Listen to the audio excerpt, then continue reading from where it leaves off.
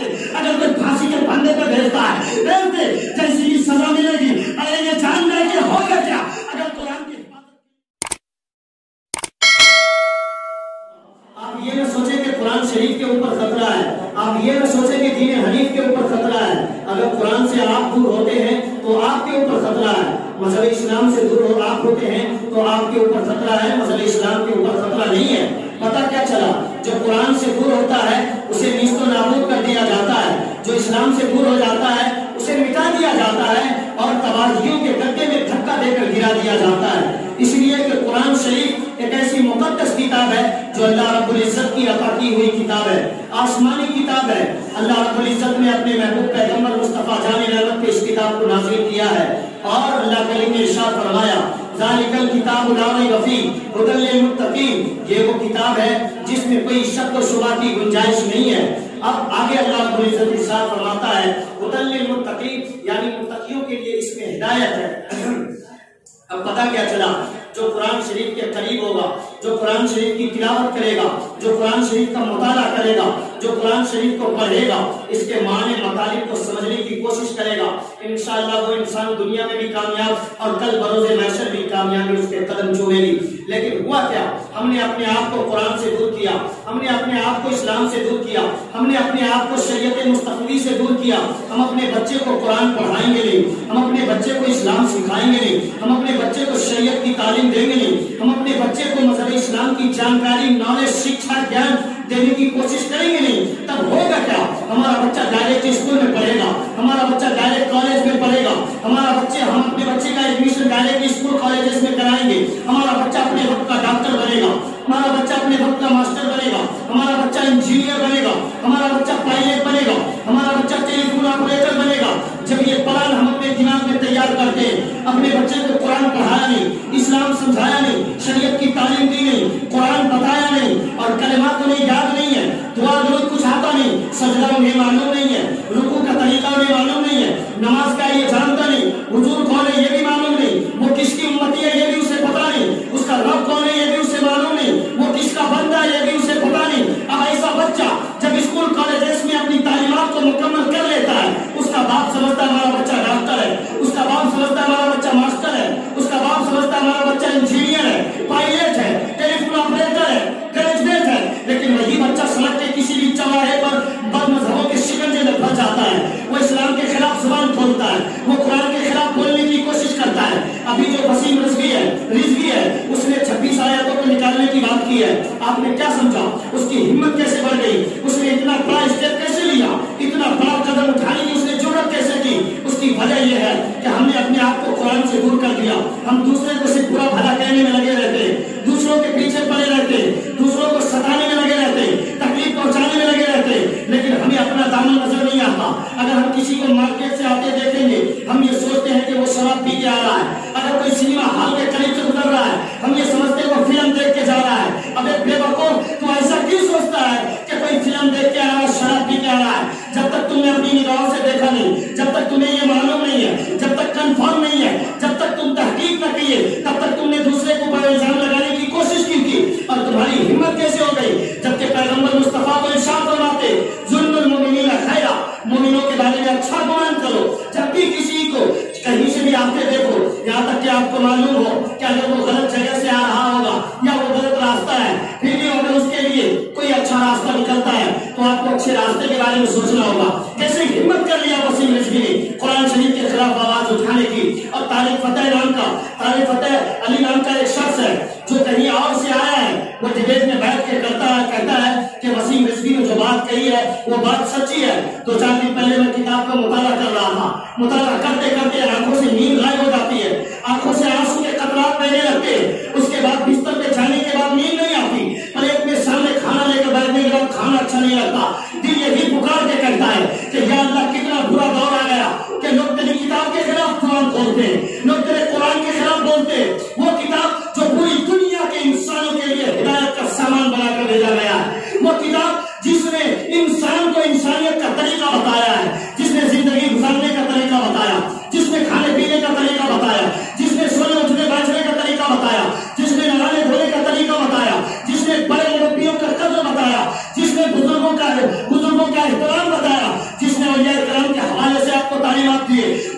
انبیاء کرام کے حوالے سے آپ کو عقیدے دیے، جس نے آپ کو اللہ رب العزت کی پہچان دلائی، اسی کتاب کے خلاف لوگ زبان کھولتے ہیں. اور وہ طارق فتح خان بیٹھ کے کہتا ہے کہ پورے ہندوستان کے اندر جتنے بھی مدرسے ہیں سب مدرسے میں تالے لگا دیے جائے، قرآن کی تعلیمات کو بند کر دیا جائے. اب جو ہے آتنوادی جنگ نہیں لگی، نہ اتفاقی پیدا نہیں لگی، لوگ آپس میں کاٹ چھانٹ کی باتیں نہیں کریں گے. یاد رکھیے گا میرا قرآن کبھی بھی آتنوادی کا پرچار نہیں کرتا، دہشت گردی کو دہشت گردی کا اعتراض نہیں کرتا، اور بد مذہبیت کی نشر و اشاعت نہیں کرتا ہے. قرآن تو وہ کتاب ہے جو ہمیشہ یکتائی کا پرچار کرتا ہے، شانتی کا پرچار کرتا ہے، میل ملاپ اور میل جول محبت کا اعتراض کرتا ہے ہمیشہ. اللہ کریم نے ارشاد فرمایا قرآن پاک میں، اللہ کریم نے ارشاد فرماتا ہے ذالک الکتاب لا ریب فیہ، یہ وہ کتاب ہے جس میں کوئی شک و شبہ کی گنجائش نہیں ہے. اب یہ طارق فتح خان نام کا آدمی ڈبیٹ میں بیٹھ کے کہتا ہے کہ قرآن کی تعلیمات کو بند کر دیا جائے، مدارس اسلامیہ پہ تالے لگا دیے جائیں، مذہب اسلام کے جو کتابیں ہیں اہم امپورٹنٹ کتاب ہے، اللہ رب العزت کی اہم کتاب ہے کتاب قرآن، اس پہ پابندی لگا دی جائے. جب اس پہ پابندی لگ جائے گی، مدرسے میں تالے لگ جائیں گے، اب لوگوں کے اندر میں اتفاقی والی بات پیدا نہیں ہوگی، لوگوں کے اندر یہ تعلیمات عام نہیں ہوگی. اس لیے میں آپ سے کہنا چاہوں گا اگر یہ لوگوں کو موقع ملا ہے، اگر یہ لوگ زبان کھولتے اللہ اکبر کبیرہ. جب میں رات میں کھانا کھا کے سونے کے لیے گیا تو پہلی بات تو یہ کہ مجھے کھانا ہی نہیں دھسا. اس کے بعد جب میں بستر پہ گیا یہی سوچ کر تعجب میں رہ گیا کہ ہائے مسلمان، ہمارے قوم کے نوجوان بچے کو دیکھیے، میلاد کی محفل چلے گی، وہ میلاد کے پروگرام میں آئیں گے نہیں، جلسہ منائیں گے وہ جلسے میں آئیں گے نہیں، عرس منائیں گے وہ عرس میں آئیں گے نہیں، قرآن کی تعلیمات دی جائے گی وہ سیکھنے کے لیے آئیں گے نہیں، نماز پڑھیں گے نہیں، جمعہ میں آئیں گے نہیں. اب ان کو تو چاہیے یہ تھا کہ ان کے ہاتھ میں قرآن کے پالے ہو، چاہیے تو یہ تھا کہ انہیں مسجد میں نظر آئے، لیکن ہوا کیا؟ ہمارے گھر کا بچہ، ارے ایک بچہ ہاتھ میں فری فائر لے کے پریشان ہے، وہ موبائل لے کے پریشان ہے، وہ فلم سنیما دیکھنے میں پریشان ہے، وہ گانے بجانے سننے میں پریشان ہے. اب پتا کیا چلا؟ ہم نے اپنے آپ کو قرآن کے خلاف کر دیا، ہم نے اپنے آپ کو مذہب اسلام سے دور اٹھا کے پھینک دیا. بد مذہبوں کا حوصلہ بلند ہو گیا، بد مذہبوں کے ہاتھ میں طاقت آ گئی. اس نے قرآن کے خلاف ہاتھ اٹھانے کی کوشش کی، اس نے قرآن کے خلاف زبان کھولنے کی کوشش کی. پتا کیا چلا؟ ہم نے دوسرے کے ہاتھ کو مضبوط کیا ہے، بد مذہبوں کے حوصلے کو ہم نے بلند کیا ہے. اس لیے ہمیں یہ چاہیے کہ ہم اپنے بچے کو قرآن پڑھائیں، ہم اپنے بچے کو اسلام کی تعلیمات دیں، ہم اپنے بچے کو شریعت کی جانکاری دیں. اگر ہمارا بچہ قرآن جانے گا، اگر ہمارا بچہ اسلام جانے گا، اگر ہمارا بچہ شریعت مستقیم کی تعلیم جانے گا، وہ جہاں بھی رہے گا بد مذہبوں کا ڈٹ کے مقابلہ کرے گا، قرآن کے خلاف کبھی سننا پسند نہ کرے گا، اسلام کے خلاف کسی کی بات برداشت نہ کرے گا، اور جو مصطفیٰ کے خلاف انگلیاں اٹھائے گا ان کی انگلیوں کو توڑ دے گا. جو زبان نکلے گی اس زبان کو کاٹ دیا جائے گا. اس لیے میں آپ سے یہ کہنا چاہوں گا کہ آپ تمام حضرات اپنے بچے کو قرآن کی تعلیمات دیں، اسلام کی تعلیم دیں، کلمات سکھائیں، دعا درود سکھائیں. جب آپ کا بچہ قرآن جانے گا، اسلام جانے گا، دعا درود جانے گا تو وہ بچہ کہیں بھی شکنجے پہ پھنسے گا نہیں، کسی بد مذہبوں کے شکار نہیں ہوگا. لیکن ہم نے اپنے آپ کو قرآن سے دور کیا. آج مسجد میں قرآن شریف پڑھایا جاتا ہے، آپ یہ پتہ لگائیے کتنے لوگوں کے بچے قرآن پڑھتے ہیں، کتنے لوگوں کے بچے کو کلمے یاد ہے. اگر آدمی یہ کہتا ہے کہ ہمارا بچہ پڑھ لکھ کے کامیاب ہو گیا، وہ دکان چلاتا ہے، وہ کاروبار کرتا ہے، وہ بزنس ویپار کرتا ہے، وہ اچھا روپیہ کماتا ہے، ارے ہم نے وقوف مسلمان تو یہی دیکھے گا کہ ہم نے بچہ پیدا کیا ہے، وہ 5 سال کا ہو گیا، اب وہ پیسہ کما کے لائے گا، وہ دکان چلائے گا، وہ کاروبار کرے گا، وہ بزنس اور ویپار کرے گا. لیکن حقیقت میں اگر تو شریعت کا پیروکار ہوتا، اسلام کو ماننے والا ہوتا، مذہب اسلام کا فالوور ہوتا، شریعت کا چاہنے والا ہوتا، تو یہی کہتا کہ ہمارا بچہ کمائے گا تو زندگی بھر پہلے وہ قرآن کی تعلیم پائے گا، پہلے وہ کلمات سیکھے گا، پہلے وہ دعا درود جانے گا، سجدے کا طریقہ معلوم ہونا چاہیے، نماز کا طریقہ معلوم ہونا چاہیے، بڑوں کا ادب معلوم ہونا چاہیے، دعا درود معلوم ہونا چاہیے، اور بزرگوں کا ادب و احترام معلوم ہونا چاہیے. جب انہیں یہ معلوم ہی نہیں ہے وہ کما کے کرے گا کیا؟ کاروبار کر کے کرے گا کیا؟ ترقی کر کے کرے گا کیا؟ ہاں دنیا میں ترقی کر لو، چاہو تو آسمان پہ چلے جاؤ، فضاؤں میں چلے جاؤ، گھر بنا لو چاند ستاروں پہ، لیکن کبھی بھی ترقی نہیں کر سکتے. آنکھیں بند ہوں گی، ٹھکانا وہی جہنم سمجھ میں آئے گا. اس لیے میں آپ سے کہنا چاہوں گا کہ جب تک دنیا میں ہو، آپ ایگزامینیشن حال میں ہو، اس دنیا کے بھول بھلیا میں گم مت ہونا، ورنہ جب بلڈنگ کی طرف نظر اٹھاؤ گے. آج ہم پریشان ہیں، پریشان ہونے کی وجہ کیا ہے؟ کبھی آپ نے غور کیا؟ میں آپ کو قریب سے سمجھانا چاہتا ہوں کہ انسان پریشان کیوں ہو رہا ہے. انسان پریشان اس لیے ہو رہا ہے کہ اب وہ جھوپڑے میں پیدا لیتا ہے، پیدا لینے کے بعد اب اس کے دماغ میں پلان بہت بڑا رہتا ہے. وہ جب کسی کے تاج محل کو دیکھتا ہے تو وہ یہی سمجھتا ہے کہ ہم بھی تاج محل بنائیں گے. جب وہ کسی کے 4 ویلر کو دیکھتا ہے تو وہ یہی سمجھتا ہے کہ ہم بھی 4 ویلر خریدیں گے. اب وہ جھوپڑے میں رہنے والا بندہ بڑے لوگوں کی بڑی پلاننگ کو دیکھ کے ہمیشہ پریشان رہتا ہے. اس لیے میں آپ سے کہنا چاہوں گا کہ دنیا دار کی دولت کو دیکھ کے پریشان ہونے کی ضرورت نہیں ہے.